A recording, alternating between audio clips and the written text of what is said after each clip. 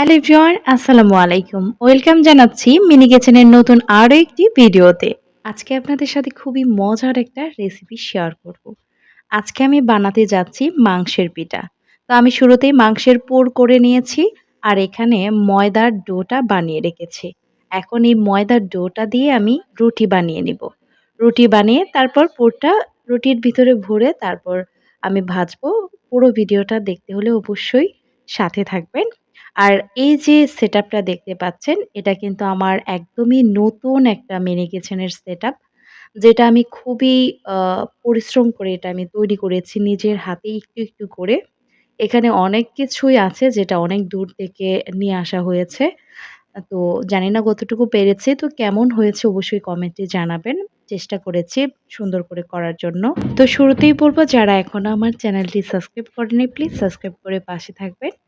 এমন নতুন সুন্দর ভিডিও সবার আগে পাওয়ার জন্য। তো আমি এই যে রুটিটা বেলে নিয়েছি আর রুটির ভিতরে আমি মাংসের পুরটাও দিয়ে দিয়েছি। এখন এটাকে আমি ফোল্ড করে নিচ্ছি। একদম ঢেকে দিচ্ছি মাংসের পুরটা। এখন আবার আমি এটাকে রুটি বানাবো, হ্যাঁ? রুটি বানিয়ে তারপর এটাকে ভাজবো। তো যেহেতু মিনি কিচেনের রান্না তো সবকিছুই মিনি সাইজেরই হবে। তো এই যে আমার মিনি সাইজের রুটিও তৈরি হয়ে গেছে। তো এটা মাংসের পিঠা বলে। আমি গরুর মাংস দিয়ে এই পিঠাটা বানাচ্ছি। তো এই পিঠাটা আমাদের অঞ্চলের খুবই জনপ্রিয় একটা পিঠা।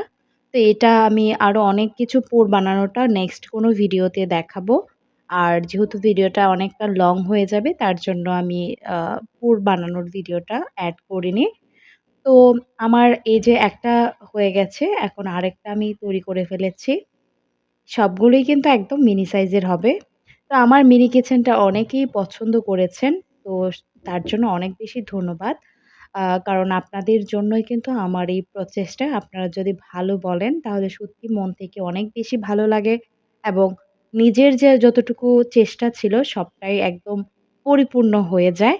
তো এখন আমি এই পিঠাগুলো ভাজবো। ভাজার জন্য আমি একটা কড়াই বসিয়ে দিয়েছি। আমার এই কিউট চোলাটা এটাও আমি নিজের হাতে তৈরি করেছি। একদম নিজের মনের মাধুর্য মিশিয়ে একটু করে সবগুলোই এখানে আমি নিজেই তৈরি করেছি। তো এখন আমি তেল দিয়ে দিচ্ছি আর ভাজার জন্য এই যে তেলটা আমার গরম হয়ে গেছে।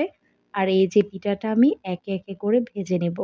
তো এই পিঠাটা কিন্তু খুবই মজার হয়। আমাদের অঞ্চলের খুবই জনপ্রিয় পিঠা এটা। তো আমার প্রত্যেকটা পিঠা আমি সুন্দর করে লাল করে ভেজে নিব। তো তেলটাও কিন্তু খুব সুন্দর করে গরম হয়ে গেছে। আর চুলাটা দেখেন কত সুন্দর করে জ্বলছে, তাই না? আর আমার এই সেটআপে আ আরো অনেক ভিডিও আসতেছে, অনেক ভিডিও আসবে। আপনাদের যদি ভালো লাগে অবশ্যই আমাকে একটা কমেন্ট করে আমাকে আরো উৎসাহিত করবেন আশা রাখছি। তাহলে আমার অনেকটাই ভালো লাগবে এবং কাজ করার আরো অনেকটাই আগ্রহ জাগবে। তো এই যে আমি পিঠাটা একদম আ সুন্দর করে ভেজে নিচ্ছি লাল করে একদম মুচমুচে করে ভেজে নিব। এটা যতটা মুচমুচে হবে খেতেও কিন্তু অনেক বেশি মজা হবে। তো এই যে দেখেন আমার একটা পিঠা হয়ে গেছে। একদম কিউট ছোট্ট একটা পিঠা। তো আমি আরো ৩ টা পিঠা ভেজে নিব। তো একে করে সবগুলোই ভেজে নিচ্ছি। আর দেখেন একদম পরিবেশটা কিন্তু একদম গ্রামীণ। মনে হচ্ছে না যে একপাশে গরু, আ সুন্দর একটা মাটির কুঁড়ে ঘর, তারপর একপাশে একটা হাঁড়ি। দেখতে সত্যিই অনেক ভালো লাগছে। আমার তো ভীষণ ভালো লাগছে। জানি না আপনাদের কেমন লাগছে অবশ্যই কমেন্টে জানাবেন।